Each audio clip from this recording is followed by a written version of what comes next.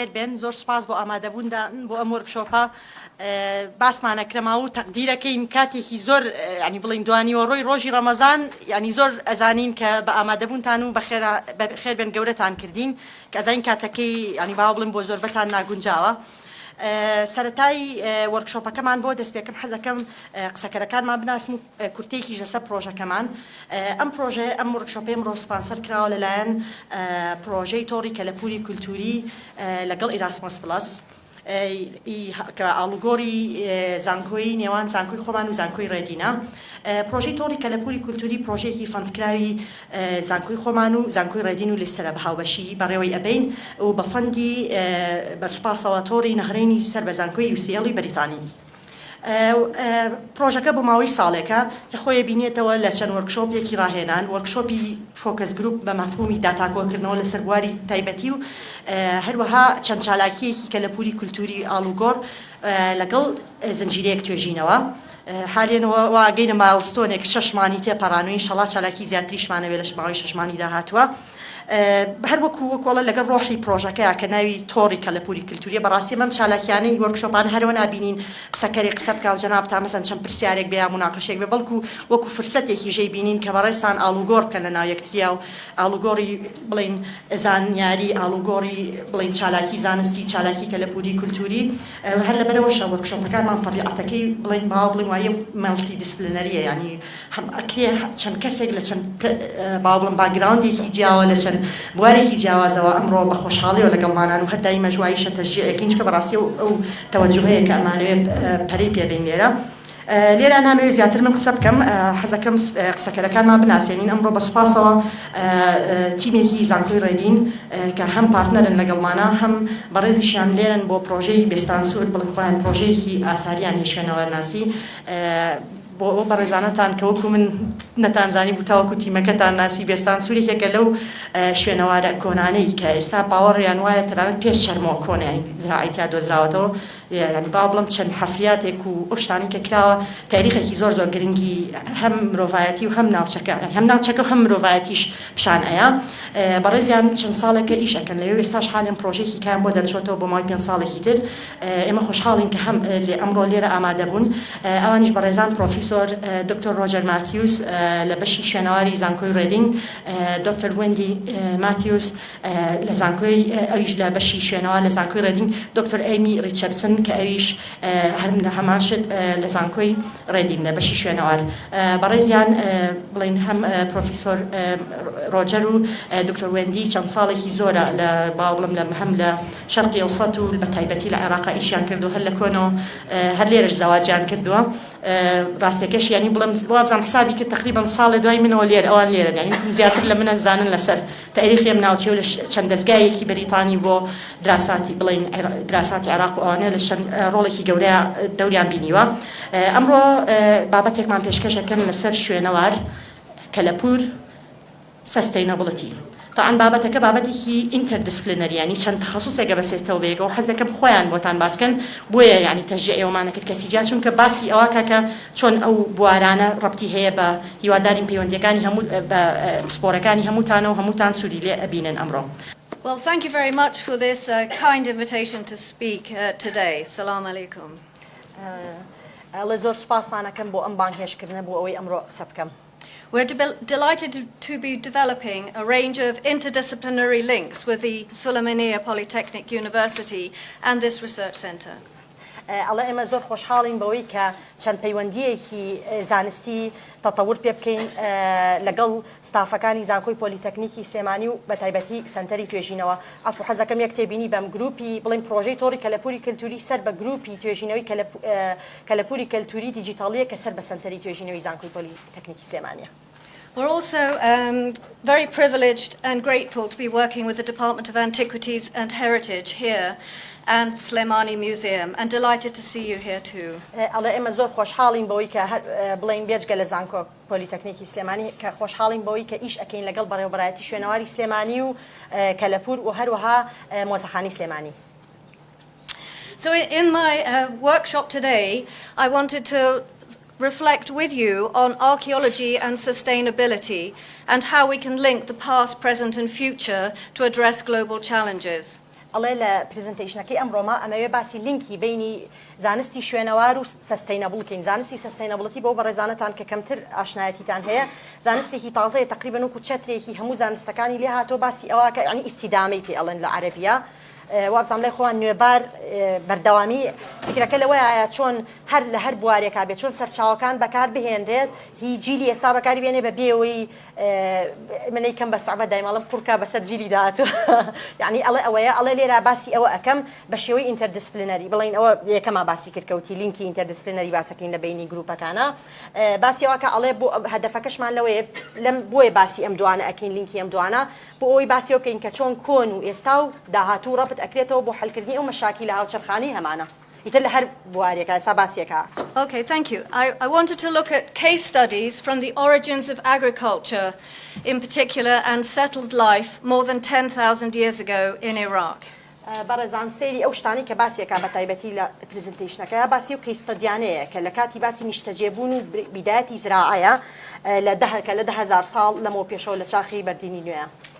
It's because of the origins of agriculture and urbanism in Iraq that all modern life is founded on.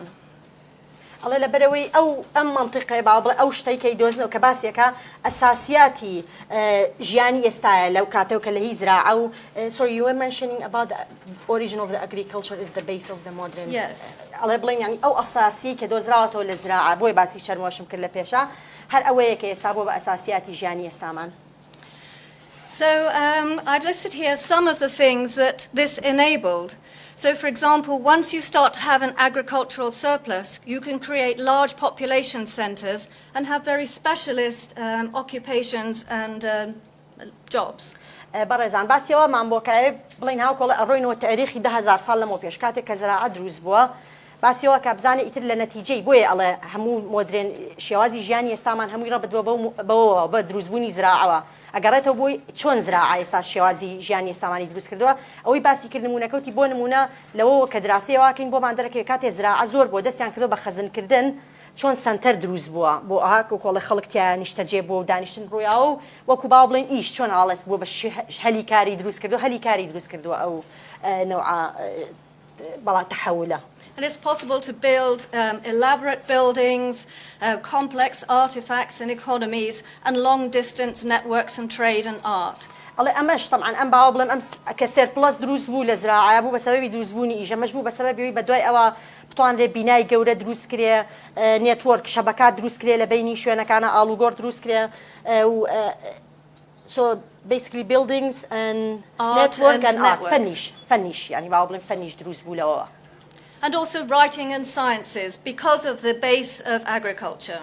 حتى بڵین وەندی باسیەکەوە تەنانەت دروستبوونی نووسین و زانستیش ئەگەڕێتەوە بۆ ئەساسی دروستبوونی زراعە.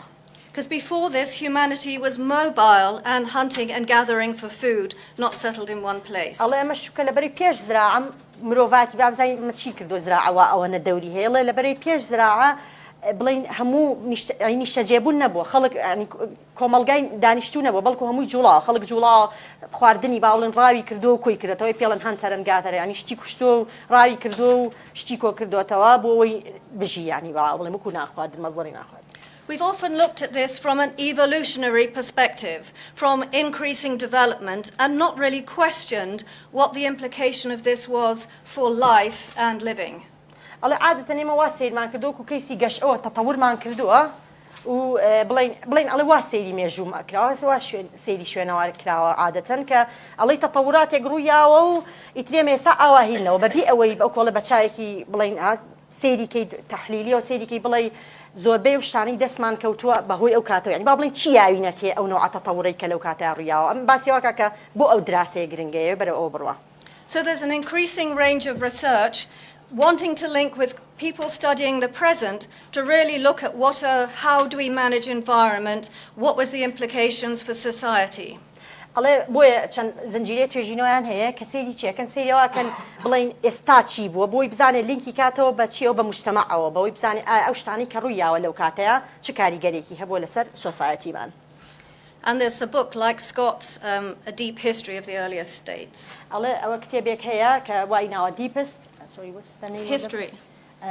a deep history of the earliest state يعني مێژوویەکی قوڵی کۆنترین وڵاتەکان وڵاتە کۆنەکان بە ئاوا بڵێن وەکۆڵە تەرجمەیەەکە بۆ ئەو ئەمیشناڵە هەدەفەکەیەوەیە بۆی بڵێ مۆدرێن ژیان ینی باسییاکڵە ئێمە لەبەرەوە نیە بەس دراسی کۆنەکەین بەس لەبەری کۆن تێبگەینەوە ئەوە بڵێ ئێمە دراسەیەکەین بۆی لە ئێستا تێبگەین یعنی لەو ئەو لینکەیە. And here in Sulaimani, new excavations are discovering many things, including at Tel Kunara, these very large administrative buildings, 2200 BC. الله لێستا حالێن لە سلێمانیە حەفریاتی زۆر هەیە ڕوئەیە یەکێک لەوانە ئەمەی تەلکونارەیە بەڕێسانانەیە لە بینی بێتان دۆکمنتەری کشکرا لەسەری لە ماوەیە کە تیا باسیێن بینایەکە وەک دۆزیانەوە بینایەکی گەورەی ئیداریە ها عنی بیدایەتی ئیدارە بەدایەتی حکمیشە بینین لەویایە کە مێژۆکەی گەڕێتەوە بۆ 2200 BC. So really I wanted to look at how sustainable was early agriculture and settlement more than 10,000 years ago. الله ئەوەی من ئەمەوێ سەیری کەم بزانم تا چ ڕادێک سەستەینەبڵ بوون ئەو باوە بڵم ئەو مێژووە کۆنە ئەو لە sustainable in terms of energy and construction I want to focus on. ئەوێ بزانێ جەماعەت ئەو سێتڵمنتانەی و کاتە باوە بڵێ ئەو شێوازی ژیانەیان تا چەند لەلایەنی وزە بەکارهێنان و لەلایەنی دروستکردنەوە باوە بڵم بینا دروستکردنەوە سەستەینەبڵ بوون تا چ ڕادەیە سەستەینەبڵ بوون و زراعەشیان تەڵعان باسی کردەوەیکەن. And I want to use these examples for how archaeology can approach sustainability and what we can study. ئەڵێ ئەشمەوێت یا دراسەیە وکەم چۆن علمی زانستی شوێنەوار چکە ئێمە عادەتەن ئێستا بۆ نمونە هەندەسە بیستوانە سەستەینەبڵتی لە تەوەجوهێکی کێوەڕێن ئەمان دراسەیەکەن ئەڵێمانە بزانین شوێنەوار چۆن ئەتوانێت سەستەینەبڵەتی بڵێم هاوکم مینزاری شوێنەوار ناسی بۆ علمی سەستەینەبڵەتی و چۆن ئەتوانێت بڵێن چۆن بە ڕێگای ڕۆن بۆی بگەنە سەستەینەبڵەتی وەکو علمی شوێنەوار. And this, for example, in the Oxford Handbook of Applied Archaeology, looks at how archaeology can provide examples of difference or alternative ways of developing. أمان لقايدك sorry Wendy if you go back is that at Oxford yes أما جماعة برزان أما هنا أما لقايدك أكسفورد هي كتيا باسي بكاو بدايجرامك شرحي كشون applied archaeology يعني شوينواري كردي وأنا كابلين بكو apply يعني تطبيقي يعني شوينوارنا زانسي شوينواري كتطبيقية هو كشون رياضيات يلا math و applied math أنا بلين ليش زانسي archaeology applied archaeology كشون أتواني أصلاً بكو بابلين بدبو دراسة كردنو رابط كردنوي أمشتانا كليرا لسنا environmental economic لقى social بتواني والامي sustainability وبابلين دراسة sustainability تيا. Thank you very much. So for myself, I've suddenly been able to look at the past through the new lens of the UN Sustainable Development Goals. And these enable us to look at issues relating to poverty, for example, as well as environment, inequality, and sustainable development. برزان الله أويك سبب بون من الله أما رجايا بمن كوكو شنوار ناسك كشون سيري والله لتيروانيني شنوار ناسك سيري شيء كا سيري أو أهدافاني UN كا دونزي أهدافك UN أما بلين UN أم دونزي أهدافي هي دينا أو كشون الله ميثاقك شتيجي ولا تكان الله أمانة بدسي بين علاقة بحق لك تايبتي بلين بعلمك تايبتي ما بلين الله ولا تكاني وأم دوانزي محاولة كان هذا كل شيء خوي وبدسي بين الرجاي زانس جواز كان ولا الرجاي بري وبردني جواز أي تشي جواز كاني الله من أم طاني للرجاي بهوي زانسي شو نوارناسي ولا هو سيدي أم sustainable goal أنا بكا كتيا شتيتيا بون منشتيتيا كشيء هاو شرخة بالإنسان من أنا بلي شو نوارناسي شيء هي بوي صابلا ماله كبو تشاو سيدي أكم أطوان دراسي شت كموكو poverty فقيري inequality نا عدالتي sustainable development هاجا شكلنا ويكالين دروس كردنا sustainable كان and so poverty health جنجشي وتي environment ومسألة تندرستيش. So, for example, current challenges we are all facing, like those in the past, would have been climate and environment change and finite resources. الله يك لو كشاني ك إما سيدي أكيد مسألة هينبو. Sorry, Wendy, do you mind? Climate and environment. الله يك لو كشاني كيسا باسيا كمسألة جورانكاري جنجية. كإسا مبلين سيدي كن لكاتي كونا سيدي كن شكل ما وزعين هكارلين تغيير مناخي رياض تغيير مناخي بشتكي استاداني الله أصلاً أوانيج لكاتي كونا ئەو تعاملیان لەگەڵ ئەو تەغیری مەناخیا کردوکە یەکێکە لەو شتانی بۆیە لە علمی شوێنەوار گرنگە بۆ ئێستاوانە بڵین یەکێک لەو شتانی مەسیرێکین لەو کاتە بزانین چۆن تعاملیان کردو لەگەڵ تەغیری مەناخیا ئێستا شەرحیشەکە کاتی کە باسی کردو بۆ ئەوەی پێمان بڵێ ئێمە لە موودوا چیەکەین بۆ تەغیری مەناخی. So if we consider energy, one of the reasons hunter-gatherers had to move was because of a shortage of fuel. They used up all the fuel and needed to move to a new place. ئەڵێ گەر بۆ نمونەی وزە بێنینەوە بەڵا کۆڵەوەکو نمونەیەک هەیە و کاتە سەیرەکەین ئەگەر ئێمە بیستمانە لە کۆنا خەڵک جوڵاوە لە شوێنێکەوە بۆ شوێنە لە قارێکەوە بۆ قارێک ئەڵە بەڵام ئەگەر سەیرەکەین هەدەفەکە سەبەبەکە چی بووە هەرەو نەبووە لە خۆی بجوڵە لەبەرەوە وزە نەماوە لەو شوێنەیە کە بتوانێت ئیشەکانی بڵێم ئەوانەی بڵێم پێداویستەکانی خۆی پێدابینکە لەبەرەوە کۆچەری بوون لە شوێنێکەوە ڕۆشن بۆ شوێنێکی تر یعنی ئەوێن باو بڵێن لینکی کا لەگەڵ ئێستا لە کاتێک کە خەڵک جوڵاوە لەو کاتە لەبەر نەمانی وزە بووە. جواب زاني يمش لو حالة خريكة توشبين. So in the past, as today, we need to develop energy that has a low environmental impact, but also doesn't need much energy to obtain it, low embodied energy. الله سيركين لكونا شون تعامليان كردو لقل أم حالتي نماني وزيا هاتون اشتيان لموادك دروس كردو باوبلين واشتيان واد دروس كردو كبيزنا كوزيكي زور صرفكي وباوبلين وزيكي زوريش to embedded يعني بلين شكا pardon me embodied embodied يعني بلين عاوز ذاك الأخوة بيلته تقريبا نسا خريكة مش معنا شبه وباسي لانه تشيب كالوي كالنموذج شيء لا يخو معنا سيركين شتيكون باشتر تعامليان لقلو مسألة بلين بريو بردني وزايا كردو لخانو كونا كانا كي هسدوا أكين الله بلين ولا نتيجة شيء وشون تعامليان لقلا كردو النتيجة كم بونوي وزبوا هاتون قراريان نا بوشيا ويا بنا كان يندرس كان بوشيا ويا جيانيان بالنسر. Better if it can be something that is second generation or renewable energy and have a low impact on pollution and air quality. يعني الله باشتر بوكاتا باوبلين بهوي كم بونوي وزا أو شتي كبكارية هنا بتوان ري بكار بهن ذاته وريسايكل هاو كله بتوان ري سايكلي هبي بتواني بكاري هنا تو كاريجري كم بيلسر بيس كردني جنگش كبوا عجينا دوي تعامل لقل أو حالة شاب كان نبرة بلين هاتون أوان بكارينا أو كاستراتيجية بو تعامل كردن لقل أو تغيير مناخي كرويا لو كاتا. The same is true of buildings. They must also be from sustainable sources. But also many interior environments we discover have a range of pollution from the materials in the internal environment. And urban planning is now looking at the health of buildings themselves. And we can look at ancient buildings for their health. الله سير إيش كتير لو شتاني كسير كين دروس كرني بناء وكله بيشي كوتم توزيق ليا الله باسي مسألة بناء كشون الله واحد دروس كراوه بالضبط بو مسألة طاقة بكار هنا أنا بلين الله ناشر واحد دروس كان بناء كطاقة زور صرفنا كعلى دروس كردنيا الله ساي بينين لو الله كي اشتكاني باسي كله بون منك له مشكلة أو شرخ كان كمان أنا باسي لكن كشون بلين أو مواداني دروس كي جاري وابي بسبب بيسبون لإنتيريا لفضاي داخلي شو بلين مالك على إما سيركينو كاتش أربن بلانين هيك بعولن هني جماعتي تخطيط حضري هيك لو شتاني كدراسة كان أويا على إما جنسا قرينو بزينو إيو كاتش يان كردو بو تعامل الله بلي أو مشكلة كيسا ما معنا واني شيء ما بزين إيو كاتش شون تعامل يان لقالو موضوع كردو. Some of the chemicals. ون بتايبتيك الله ما أو كيشاني لنا ومالها يسخو معنا بعض مواد كبكارين الله مسائل كيميائية الله مواد كيميائية كان ليسا باسا كابلين. So in a built environment, in the past as well, they would have had to have thought about disease. How is it spread in buildings or stopped? And how do we manage waste, for example, and also create communities? الله يكلو شتاني كنا شاربون لكونا بيدي كانوا مسألين خوشي بلا بنوين خوشيا أبغى بيدي أنو كردايا شون بنا كان يندرس كان بشوي كان خوشي بلا نبيتوا and after the waste and social life. waste يعني باوبلين باشرو يعني شون أبيت شون تعامل لقل باشرو أبكينو بلا يعني الله ناشاربون بيد لو شتانه بكنوا كبوت بون منبو شون تعاملي لقل أبكن. So these are the challenges. الله ما بلين أو تحدانا بوكلو كاتنا ناشاربون تعاملي لقل أبكن زانين شوني تعاملنا لقل أكلو. One of the solutions people are looking at very seriously is earthen buildings. In the UK, there are more than 500,000 earthen buildings. Some are very old, some are very new. But of course, in Iraq, earth building goes back more than 10,000 years ago. الله يكلو شتاني كأساسي لك بتايبتي باوبلين علمي تخطيط حضري ومعماري وأبوارانة هندسة مسألة earthen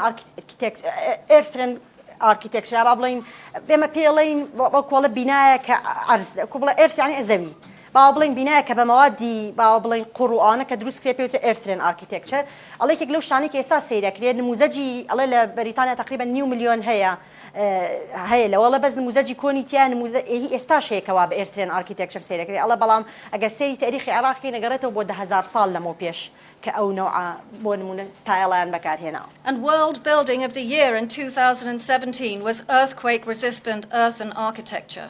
ئەمە جائزەیەکە کە پێوتێ World Building of the Year یعنی باوە بڵێن بینای عالەمی هی ساڵی 2017 بینایەک بووە کە مقاومەی بوومەلەرزەی هەبووە کە چۆنیش بۆ لە هین دروستکراوە لە ئێرترێن ئارکیتێکچەر بوو یعنی بە مەوادی باوە بڵێن قوڕ و ئەو شتانە باوە بڵێن ئەو بە کوردی بۆ بە تەلارسازی چی پێ ئەڵێن ناومان نییە وابزانم بۆی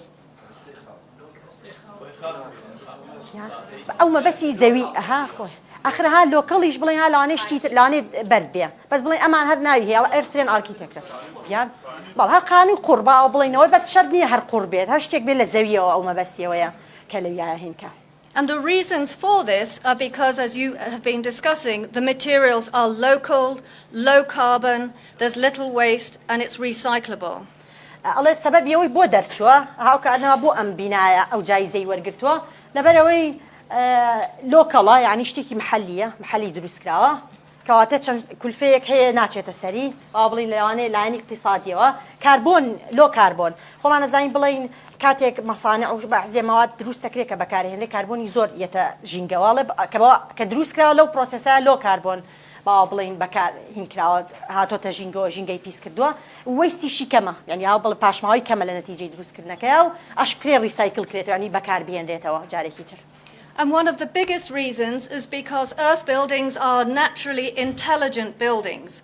They protect from extremes of heat and cold, but also modify humidity. And we are now increasingly reliant on energy, electricity, to modify our building heat and cooling. But earthen walls do this naturally and absorb all sorts of humidity, but also create healthy environments for breathing and prevention of allergies. Okay. So how can archaeology help? پرسیارێکە کاڵە چۆن شوێنەوار ناس بڵێن زانستی شوێنەوارە توانێت هاوکاریکە. We can provide a new perspective. People have been grappling with, we have 10,000 years of data on energy and construction and material culture choices. ئەڵێ ئێمە چۆن نەتوانین یارمەتی بێنین ئەڵێ ئێمە خیبرەی وەکو چۆن یەکێک ئەڵێ وەڵام من ئەزمموی 10 ساڵمە یەکێک ئەڵێ ئەزمموی 12 ئەڵێ ئێمە ئەزمموی 10,000 ساڵە زانین لەسەر شێوازی دروستکردنی بینا چۆن ماتیریال کەلچەر یعنی کە لەو کەلتورێک چۆن مەوادی خۆی هەڵبژاردووە بۆچی و چۆن ئەو تەجروبانی کردویانە لە علمی دروستکردنی بینا و لە کۆنستراکشن ئەڵێ ئێمە علمی شوێنەوارە توانین ئەوەنگە داتامان هەیە بتوانین بای ئەوە نە ساڵ داتامان هەیە کە بتوانین پێ بڵین بەهۆیەوە تەلارسازی ئێستا دەوڵەمەندکەین. We can look at local resources, but also we study operational chains. The whole life cycle of a material. Where was it mined? How was it manufactured? What was its cost? And where was it buried and thrown away in waste? We study these things as archaeology. ئەڵێ ئەتوانین بڵین بێژگەلی کە باسیەوەکەین لە دراسەکە لۆکەڵ مەتیریەڵەکان چی بووە باسی ئەو چی کە شەکەن پێڵێ operational change. بەڕێزان operational change chain عفو یعنی زنجیرەی هین بەڵا بڵم operation ها کە شتێکەکەوێتە تەشغیلی سێکێک لەو شتانەی هەیە وەکو تقریبا زانستێکە پێوترێت لايف سايكل ئەسسمنت بۆ نمونە ئەڵێ مۆبایلێک تەمانە من نموزەجەکە خۆمە هێنمەوە بڵێن ئەڵێ ئەم مۆبایلە لەو دقەیەوەی ئەو ماوەدانی هاتوونەتە ناو ئەمەوە تا ئەخرێتەوە عەرز چۆنی هاتوو لەکوێوە هاتوو چەند کاریگەری هەیە ئەڵێ ئێمە توانین سەیریەوە بکەین لە مەتیریەڵە سەیرکەینەوە بە هەندێک مەتیریەڵ لەکوێوە هاتووە بۆ هاتووە چۆن هاتووە ها بگەڕێنەوە سەر بنشینەکانی خۆمان ڕێگەکەی ڕێگی ئەو شتانە هاتووە بۆ ئەوەی باو بڵین بۆ ئەوەی کە بزانین ئێستا مەتیریەڵەکانمان چۆن تەعاملی لەگەڵاکەین. So, at the University of Reading, we are studying the origins of agriculture and architecture in Turkey, Jordan, Syria, and Iraq and Iran, the Zagros region. ئەڵێ ئەوەی کێمێکین لە زانکۆی ڕێدین دراسی ئەسلیە ئۆریژنی ئەسلی ئەگریکەلچەر ینی زراعە لەگەڵ تەلارسازیەکەین لە زانکۆی ڕێدین لە منطقەی جیاواز لە ئەردەن لە سووریا لە تورکیا لە عێراق لە ئێران کە بڵێن 1000 ساڵتیە ژیان بەردەوام بووە ینی 1000 ساڵ لەو شوێنە بەردەوام بووە کە هەمووشی لە مەوادی چی دروستکراوە ئێرترێن ئارکیتێکچەر تەوان بۆمانەمە پرسیارە ئەنێڵە چۆن توانیان 1000 ساڵ لە سێتڵمنتێکا بمێنەوە هەر مەوادەکەشی ئێرترێن ئارکیتێکچەر بۆ کەمە شوێ لە شەتەڵهویەک لە کوردستانی تورکیایە. So we're working at Bestansur near Arabat here. ئەڵێ ئێمەش ئێستا حالێن ئیش لە یەک شوێنێکی کەش کە باوە بڵێ ئەو خاصیەتەی تایە کوێ بێستانسوورە کە نزیک ئاربەتە. From 7,700 to 7,000 BC. کە لە 1700 بۆ 7000 BC پێش زایدی. What is surprising is the technology exchange across these regions.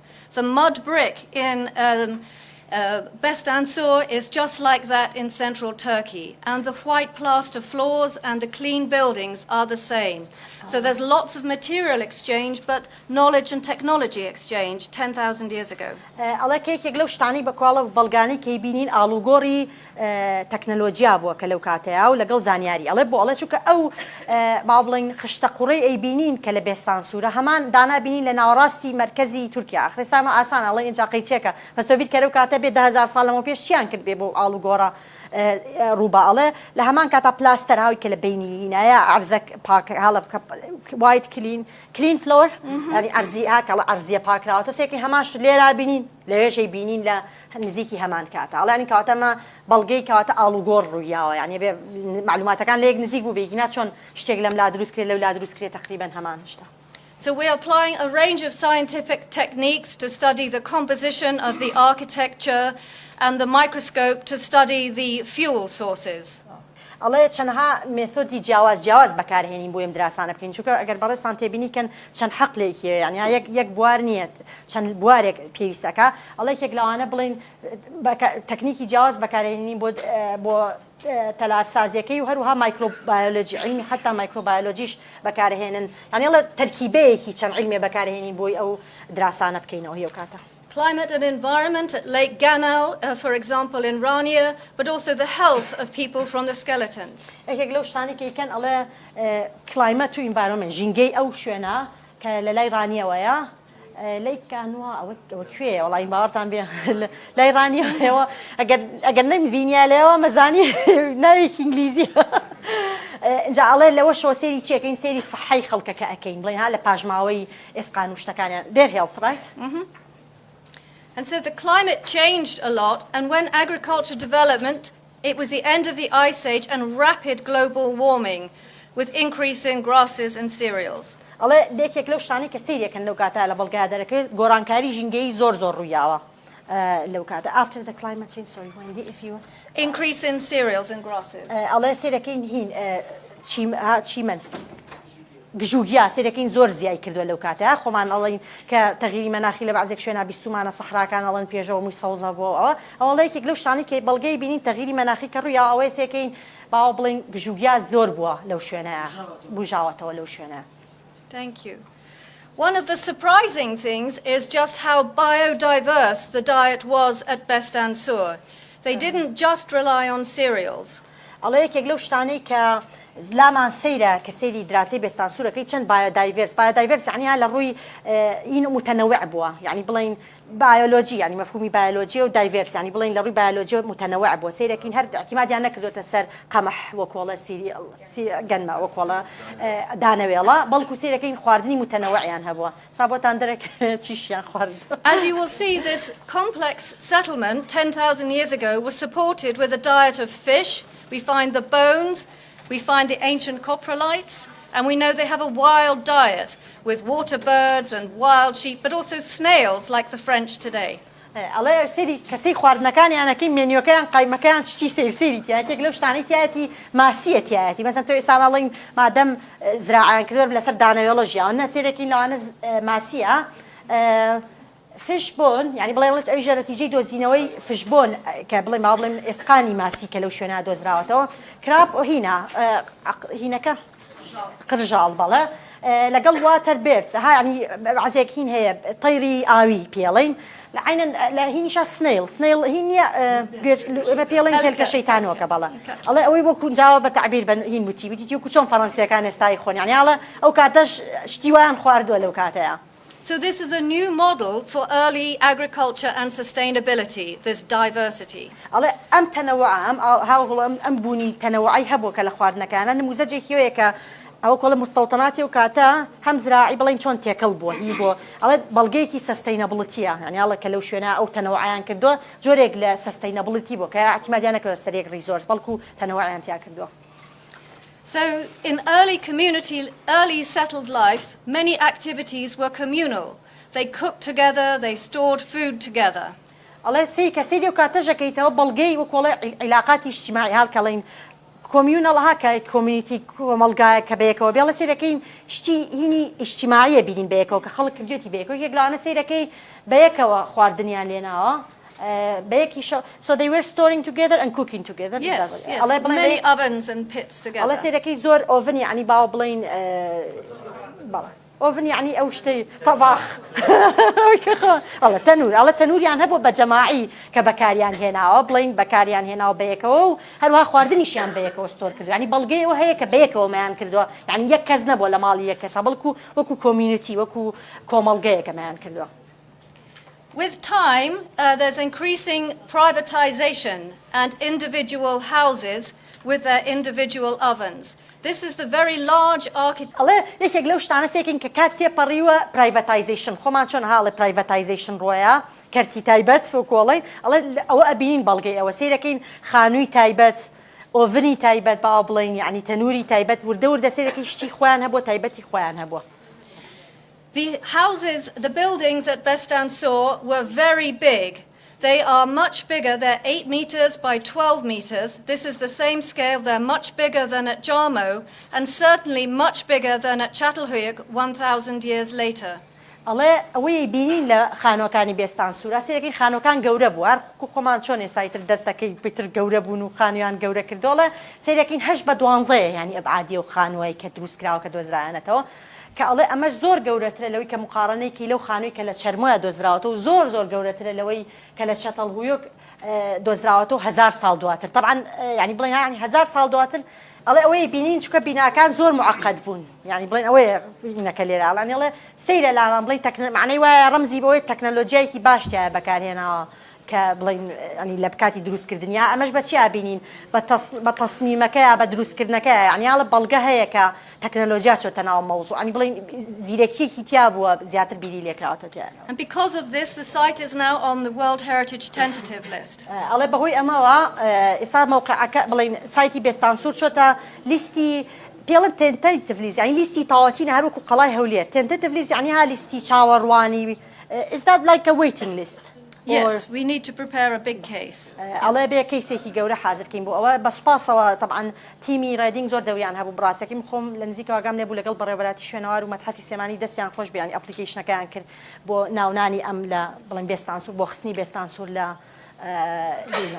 بس باصوا كاكاشم ليري وكو لا شو نوار موزخاني سليماني ونيوناري شو نوار بس باصوا بوان. So how was this settlement sustained? How did they live in these big houses, keep them warm, and not use up the fuel around them? الله باش باي سامة سنة كل برسيارك كم خانو أنا واجورة دروس كلا أو أي شون تواني أنا بطاقة يسخو بناك خانك دروس كلا أي بتشي قدمي كي الله بتشي ساردي كي تو الله باب زين شون تواني أنا خوان بجينن خوان بجونجينن بوطاقة وبوشتي كارينا وشان كردو ليا. And when we look at the dirt, the sediments in the built environment, which I study under the microscope, we see that they're using as fuel renewable energy, reed and grasses. So this is 0.5 millimeter. We can see this is lots of reeds and grasses everywhere that they are burning. And these renew each year. طبعا ما شون دراسة كان كردوس حزة كم جنابتان تبيني بو أمب كمتابتي باسي interdisciplinary كله بيشا على بوي أمب دراسة بكين هاتون بميكروسكوب بلين هلا بميكروسكوب هاتون خولك كهالي إن أكن هاتون شون بردو معنا دراسة ما كله جير ميكروسكوب عسير ما كردو سير كين هيني تيايا وقول لا خولك كتيكال هين جوجياي سوتاو كاتب ما عندنا كيوان بكار هنا وكو باوبلين بو زلاني بو قرم كردن بو نان لينان بو شتيكي واي. They are reaching very high temperatures up to 850 centigrade and also burning animal dung as fuel, which is again renewable because it's second generation. The animals have eaten plants, you're sustaining the biomass of the animals, and then you can use their dung as fuel. So this is very good second generation source. رقمێکی وت ئەڵێ ئەم بڵین باو بڵێن ئەو مادەیەت ئەتوانێت بسووتێنرێت تاوەکو 8,000 850. 850 ئەڵێ تا 850 دەرەجەی سلسیەس ئەڵێ تا ئەوە ئەتوانێت بسووتێنیان بەسی قدری ئەوە کاکە سووتانیانە بەکارێنانەوە بۆ وزە ئەڵێ لە عینەندەقەشە بەەوە ترێ شیاکەوە نیە ئەڵێ ئەوە هینی ئاژەڵیان سووتانەوە وەکوڵێ بۆ وزە بۆ دروستکردنی وزە کە ئەمەش نموزەجێکی سستینەبڵەتیە کە چۆن باوە بڵین ماوە بڵین حیواناتەکان نانیان شتیان خواردو دوایهێرەوەی خۆشیان بەکارهێناتەوە ئەڵێ سستینەبڵەتی خۆی وێ ئەڵێ ریسایکل کراوەتەوە بۆ بەکارهێناوەتەوە بۆ وزە دروستکردنی وزە. They also have very healthy indoor environments. They're burning the fuel with no smoke in very efficient ovens. And because there is no smoke on the walls, it's a very healthy internal environment. In Turkey, it's a very unhealthy environment because there's lots of black carbon and soot on the walls for lung problem. ئەڵێ یەکێک لەو شتانەی ترکەی بینین ئەڵێ بۆمان دەرەکەیە زۆر ینی ئیندۆرەکان ناو ژوورەکانیان زۆر سەحی بوو ئەڵێ بە دەلیلی چی ئەیڵێن ئەڵێ ئەو ئۆڤنانە ئەو کورانی کە بەکاریان هێناوە سمۆکی نەبوو یانیا لە خۆمان کە خواردن لێنی دووکەڵی نەبووە دووکەڵک ئەڵێ کە دووکەڵی نەبووە ئەڵێ ئەمەش بەچی ئازانن جەماعەت خۆ تۆی ساوان نەماون و لە عەرزە ئەڵێ بە دراسی ئەوڵێ ئەو مادانی کە هەڵیان کەن لە دیوارەکانە سێ دەکەن پاکە یانی هینی ئەڵێ بەڵام لە تورکیا وانە. Sorry. ئەڵێ سێرەکەی ئەیبینین کۆڵە ڕەشی تیا ها هینی تینی ڕەش بووە و کۆڵەوە کە ئەمەش ئاساری بکۆڵێت کاربۆن هات بڵین کۆڵە دوانەکسیدی کاربن مەفهومیەوەی دووکەڵ هەبووە لەواچیانی کەواتە ئەڵێ ئەوان زۆر سەحیتر ژیاون لە ناو ماڵەکانیان چکە دووکەڵ نەبووە لە ناو ئیندۆرهینەکان. And at Jarmo they had the oven heat inside but the smoke going outside, unlike Turkey when the smoke was inside. ئەڵێ حتا چەرمۆش سەحیتر بوون یعنی بۆیە وتیی چەرمۆ ئەفەوە لێرا بیرم چوو باسیکەم وتی چەرمۆ ئەنجا تورکیا خراپترە باو بڵێن لە چەتەڵهویەک وتی لە چەرمۆ ئۆڤنەکان هەبوو باو بڵێن کوورەکە بەڵام یعنی بیان لێ کردوێتەوە کە دووکەڵەکەی بەرنە دەرەوە دووکەڵەکە چۆتە دەرەوە بەڵام لە ئەوەی لە هین ئەیبینین لە چەتەڵهویەک سێرەکەین ئۆڤنەکە لە ناو ماڵەکەشا بوو یعنی با بڵێن کە دووکەڵیشی کردووە دووکەڵەکەی کردو لە ناو ماڵەکەیە. So as archaeologists, we need help from people in architecture to understand how the air and the technology works in these ovens. ئەڵێ ئێمە وەکو شوێنەوار نازیێستان جا عەکس بووە ئێمە پێویستمان بە تەلارسازە کە پێمان بڵێ ئەم ئۆڤنانە چۆن ئیشیان کردووەوە بۆ نمونە ئەدایان چۆن بوو ئەگەر بەو نەوە دروست کردبی و بێ ئەو شکڵەوەی ئەدایان چۆن بووە بۆی لە نەتیجەیەوە تێبگەنە مادانەی دۆزنەوە لەسەر دیوارەکانی ئەو شتانە بۆچی وایە ینی با بڵێن چۆن شوێنەوار زانیاری ئەیە بە تەلارسازی ئێستا پێ ئەتوانێت دراسیکە بەو تەکنیکانە کە بڵێ شتێوا دروستکراوە لەوانەیە لەبەرەوە وابوو بێ لەبەرەوە بێ پیان بڵێن یارمەتیان بە لە تەفسیرکردنی ئەو زاهیرەیەی بینن لە نەتیجەی ئەو بڵێن دروستکردن و دانانی شوێنی ئۆڤنەکان. The built environment also showed that there was a lot of social interaction and community organization. ئەڵێ کە لە دراسی بیلت ئینڤایرۆنمنت ئەو ژینگە دروستکراوەی کە ئەو ژینگەی دروستکراوە گەر کە دراسەیەکەین سیرەکەین ئەنی با بڵێن بەڵگەی زۆر هەیە کە عیلاقاتی اجتیماعی هەبووە لەسەر ئاسی بڵێن وەکۆڵە گەڕک کۆمیونیتی کە دروستکراوە لە ناویانە بازین بە چیە ئەمە ئەڵەن. There was community planning. All buildings were on the same orientation. ئەڵێ لەوە چێ ینی بڵێن چۆن خۆمانەڵێ تەختیت ئەڵێ بە شتێک بچیتە شوێنەکە بە چیاڵی عشوایی بە کوێڵی تەختیت کراوە کاتێکە بینی مەجموعەیەک شت لەیە کە چێ پێڵین تەختیت کراوە. ئەڵێ ئێمەش بەڵگەیە بینسی دەکەین لەواچە تەختیتێک بەیەکەوە کرابێ بە دەلیل چیە سێکین زۆربەی بڵێن هەموو بیناکان لە یەکی تیجاهان ینی بڵێن کۆڵێ بە ئیتیجاهێکی باڵە دایرەکشنێکی ئەوڵە ئەوە کە بەڵگەیەوەیە بەیەکەوە بۆ کۆڵە تەختیتیان کردو. They built the buildings next to each other, which is good for insulation, but also for earthquake stability. ئەڵێ بیناکانیان ڕێک بە تەنیشێکەوە دروستکۆ بە دەرلەوەی ئیتیجاهەکانیان وەکو یەک بووە باوە بڵێن بە هەمان ئیتیجاه ڕویان کردووە ئەڵێ لە تەنیشێکیشەوە دروستکراوە کە ئەمەش هەم بە دەرلەوەی یارمەتی عەزل ئەیە یارمەتی یەکاتی بوومە لەرزەشە ئەیە کە بتوانێت سەپۆرتی یەکتریکەن وەکو چۆن ئاکە خۆ ئەگەر دیوارێک بە تەنیاوێ بەڵامەگە شتێ بە تەنیشتەوە بێ سەپۆرتێکاڵێ ینی ئەوەیان کردووە لەو کاتە بەیەکەوە بووی خۆیان پارێزن لە چەند شتێک. So this is a 3D photogrammetry of the building at Bestansur, and there is different materials for different. The roof is green clay that is maybe waterproof and full of plants to make it light. ئەڵێ ئەوەی ئەیبینن بەڕێستان ئەمە فۆتۆگرامەتریە بە 3D دروستکردنەوەی تەکنیکێکی تازەیە کە بەکارهێنرێ لە کاتی هەڵگرتنەوەی شوێنی بڵین کە لە پووری کللتوریە هەشتێکی تر لە جیاتی بەڕەسم بیکەی بە 3D یا بەڵێن بە قیاسات بە 3D کە پێێتە بە فۆتۆگرامەتری تەکنیکی فۆتۆگرامەتری کراوە ئەڵێ ئەمەش لە بێستانسورەوە ئەڵێ ئەوەی بینین سەقفە ئەڵێ هەستەکەین کلی ینی هین قوڕی سەوس بەکار هاتبێ ئەڵێ ستەکەین جااو کۆڵە هینی لەسەر بۆ کۆڵە گیاوشتی زۆر لەسەر بۆ هەمکردنەوەی و واتەرپروفیش بۆ یعنی ئاو نەهاتۆتە خوارەوە بڵێن سەقفەکەی لیکی نەکردەوە بۆ بەعزێ خانی ئێستا. They use colluvium for mud bricks. This is a collapsed wall. And, yeah. Sorry, what's colluvium? From hill deposits for mud bricks and many colours of materials for mud bricks. باسی مادەیەکە کا ڕاستەکەی نازانم ناویەکەی چییە ئەڵێ بەکاریان هێناوە کە لە هین بەکارێ هیڵ یعنی گرت هی گردەوە بڵێمەوە کۆڵە ماوادیەوە هێنراوە بەکارێناوە لە دیوارەکەیە ئەم ئەوەی مان پیشاننا کەسێرەکەی لە تەحلیلی هاکۆڵە لە مایکرۆبایۆلۆجی پارچەیەک مەقطعێکی و شوێنان ئەمڕۆ نانابینی کەمە بەسیەوەیەکی سەقف بۆ یەکێ دیوار بۆ یەکێەوە بووە کە چۆن ئەوانیش بیان کردێتەوە هەمووی لە یەک مادە نەبوو بەڵکو هەرێکەوە بۆ پێویستی خۆی لەو کاتەیە بڵێن ماوەدێکی جیاواز بەکار هاتووە.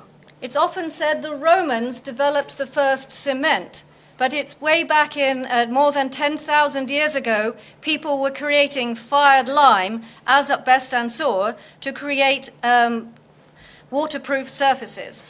ئەڵێ یەکێک لەو قسانەی کە باوە ئەوترێ ئەوەیە کەڵە ڕۆمانەکان ینی خەڵکی ئیتالیا چیمەنتۆیان دروست کردووە بەڵام ئێمە بەڵگا بینین کە زۆر پێشەوە 10,000 ساڵ لەو پێش بەڵێ بەڵگەیەوە بین 10,000 ساڵ پێشەوە چیە بینن فایر لایم هینە قسڵ بەڵێ ئەڵە بڵین سووتێنراوە تەمان ئەو مادەیەک ئەڵێ بۆ سەدحەکە سۆدات ئەڵێ بەکارهێنراوە لە لای ئۆڤنێکە that's close near an oven, right? No, it's an exterior surface and some wall surface. لەسەر چەند دیوارێک و لەسەر چەند سەدحێک وەکو خۆیمان جەماعەت چۆن لەبغەکەین بەکارهێناوە بۆ لەبغ یعنی هەم لە عەرزیە و هەم لە دیوارە بڵین ئەڵێ ئەوە ئەبینین یعنی ئەو کە فایر لایم بەکار هاتووە لەو کاتەیە. And we are studying this with infrared. ئەڵێ بەچی ئەمە دراساکەن بەڕێزان ئەو زۆر مویمە تەکنیکەکەی بە ئینفرارێت یعنی تەکنۆلۆژیای ئینفرارێت بەکارهێن بۆ ئەوە ببینن. Inside the walls they put some gravel. ئەڵێ بینین لەناو دیوارەکە هەندێک چەو بەکار هاتووە گراڤڵ بەکار هاتووە. Why did this stop mice, for example, which would spread disease and destroy store? ئەڵێ ئایا تۆ بڵێ ئەمە لەبەرەوە بێ بڵین مشک بوەستێنن کە بلەوانەیە لەبەرەوە بێ نەخۆشی بڵاوکەنەوە چکە تەمەعا باسی کرد پێشەوتی سێیەوەکە میزانی چۆن شتیان دروست کردووە چۆن تەعاملیان کردو لەگەڵ سەحەیە چۆن تەعاملیان کردو لەگەڵاڵە تۆ بڵێ ئەو بڵێن پرسیارێکی کاڵە تۆ بڵێ ئەو گراڤڵانە و چاوانی کەدانراو بۆیە حرەکەی مشک بوەستێنێ کە مشکیش خۆمان نەزانی نەبێ بەهۆی دروست بڵاوبوونەوەی نەخۆشی. So we can look at decent work, inequalities and health and well-being and gender. لو شتاني سيركين بزانها إيشي باج لو كاتها چون بوا ليران صار economic growth تطوري اقتصادي inequality نا عدالتي إكساني كلو كاتها چون بوا يعني كلو شتاني دراسية كاروني بلا أما بو صالاقة والله دي بزمنا عدالتي اجتماعية مؤشرات هي بو بنينا عدالتي اجتماعي لو كاتها لو شتاني يعني لو بابتانا ركي خسو. And also in public engagement over archaeology, we can begin to discuss some of these big issues and global challenges. الله بس علمي شنوار و public engagement لتخطيط مشتك معناه بيلم participatory play يعني بجدار بيكردني خلق تقريبا هماش تيش هي لشنوار ناسي الله بس يوكا جرينجي يوكا public engagement بجداري بيكردني خلق لقل أويا لشنا كان أميش بوتشي بدراسة كردني global challenges أو كبوت تحدى كاني بلين على عالمي كهيا لولانا بلين الله أوش كين وكوي بو حل كردني أو تحدانا. And we are very grateful and fortunate to be working with the Sulaimani Museum on a new prehistory gallery looking at some of these issues and co-creating together. الله إما زور خوش حالين يعني والله بقول الشانازية بو إما كإيش لقل موسخاني سليمانيا كين كبره وبركي لي بس فاصل كهاشم كتيا بيكو تشيكين تيا لرجاي دروس كرني جاليري هي تشاخي بيش مجوي هي تشاخي بدي بيش مير بري هيستوري جاليري تيا توانين بس شغلم شتانه باسكين يعني بلين هوكله لثي مكاني أو معرضات يا باسي أم بابتانا بكن بيكو كوكريتا كين كوكري يعني بيكو هاو بشينا دروس كردنيا. So one of the UN Sustainable Development Goals, the last one, number 17, is partnerships for the goals. And a big question is, what partnerships can archaeology develop to help sustainable development? الله یەکێک لەوانە هی حەڤەیە ژمارە هەدەفی ژمارە حەڤە کەتیا یەکێک لە هەدەفەکانە کە باسی وەکات چۆن گەشەبەی بە پارتنەرشیپی بە هاوبەشێتی گەشە پێبەی کەتیا بڵین ئەڵێ ئێمەش بڵێن ئەگەرم هەدەفە بێنی باوە بڵێم هەدەفەی UN بێنیت ئێمە سەیریەوەکە میزانین وەکو شوێنەوار ئادەی چۆنی پارتنەرشیپی هاوبەش دروستکەین کەمە هەدەفێکی چییە UN Sustainable Development Goal. So for each goal, the UN Sustainable Development Goal has a target. And for these partnerships, the targets include finance, technology, capacity building, trade and multi-stakeholder partnerships.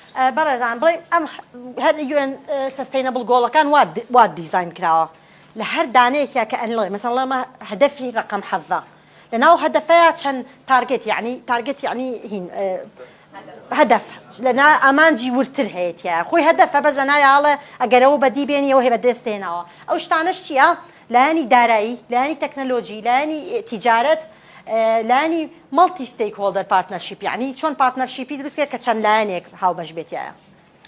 So these are some suggestions which I have some suggestions here, but really as a group we could think about what archaeology can do and heritage, and these we could discuss together. أنا مثلا بلين وندي شيء كردولة أم هدف هي رقم حفو كأتيابي أم هدف بلين أم هدف تارجتانا أو كلا نيشانا أم أوش وقت أو كاتيك اللي وش تم بدينا هاتوا جيك الله بزانين هري كلام أمان جاني ترشون بديه هنده كلا أمش تيك ليرا نسيما كتشوم طوانين يارمتي مثلا heritage مثلا شنوار بين الرجاء أو هدفها يعني بلين بيجنياري خواتي الله حزة كان طايم مناقشة كين كتشون أمانة بدي بين ريم أمان جانيتر.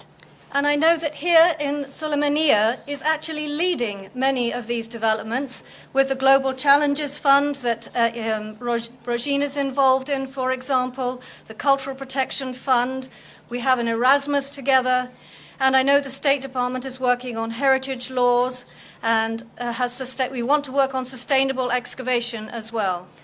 بردم بس وكاله يعني بابزين ليرة وكاله لشاري سليمانية شون طاني وأنا وهدفنا بينات شن لنموذجي بارتنرشيب فكان كباس وكاله يقلانا أو بروجي براس بلين كمنو دكتور سعد بروفيسور روجر وبلين أوان involving لقل دكتور آلان وبارتنري كتير معنا هلا بريطانيا كوا فندكي UK Global Challenge بلين Global Challenge فندا كتيا نتيلوي كلو نموذجاني كتوي تاني معنا وهدفي UN لويا بيني ندي لاني دارية كتواني معنا فند بيني نيرا هي كلو أنا برنامجي بس Cultural Protection فندا كوا فندكي بريطاني وخاص بهندك بروجكت أكرا العراق عشان بروجكت بيكرا لبصرة عشان شو نكرا بو پاره و پروژه و باسی شکرتی اما Erasmus Plus و آلوگوری اتحاد اروپی اویش یکی که لوشی آزی بدیه نانی او پارتنرشیپا و باسی State Department of Antiquities اوی که لبغاية that's in Baghdad که هینی بقوله بعربي بلاي بقوله هینی همو شنواره كانت شنو أبي بلاي بقوله بريو براتي قشتي أبي لويا كتيا الله كيش كان لسر شيء قانون كاني شوينوار ياخذ بونمونا الله زوري شيء اهتمام بكو دايركت يعني بيكو بروجكت كان برين بريو مسألة sustainable excavation يعني لكاتي كاكا حفريات كان لبستانسور يعني مسألة sustainability لخيالنا بتشكو عادة تاني كيقولوا قلياني لتيمي شوينوار ناس كان كريلا شوينكو ويرانا كانوا بلينا رون الله يعني حتى أوش حفريات كان يعني بمراعاتي sustainability مبادئي sustainability بديء هنين. And we can help with tourism and income, but also protection of heritage, which Rozhen and Roger and many others here are involved in. الله أشطانين بيك وما بس يوفر ستاران كاتوانين بكريه لمبوارانيا مثلا UNESCO World Heritage List and sorry this one was tourism يعني بابواري بيشخصني بواري سياحة وهروها باسي يكر لرجاي رشيدة وكأوهي بارسني كلابوريا كرخرايكا بروفيسور روجر سروكيتي ومن سكرتيري رخراوكم رخراكي ألمانيا كإيشا كان لو بوارانا وكونوا مزاجيين هذا. So this is very much collaborative research, and these are all the people, and we're very grateful to Kamal Rashid Rahim as well, and the State Department of Antiquities too. Thank you very much indeed. Thank you, Wendy. Thank you. Thank you very much, Wendy. Okay. ئەڵێ ئەمە توێژینەوەیەکی تەعاونیە ئەم کەسانەی هەموویان کە هاوکاریان کردوین و زۆر سوپاسی کا کەمالی کرد کە خۆی لێرە نییە کە بەڕێوەبەری شوێنەوەرە لە بڵێنکەوانی یارمەتیان ناین بێتگە لە مۆزەخانەی سلێمانی ئەڵێ لە کارەکانمانە ئەمە و کەسانن سوپاسی.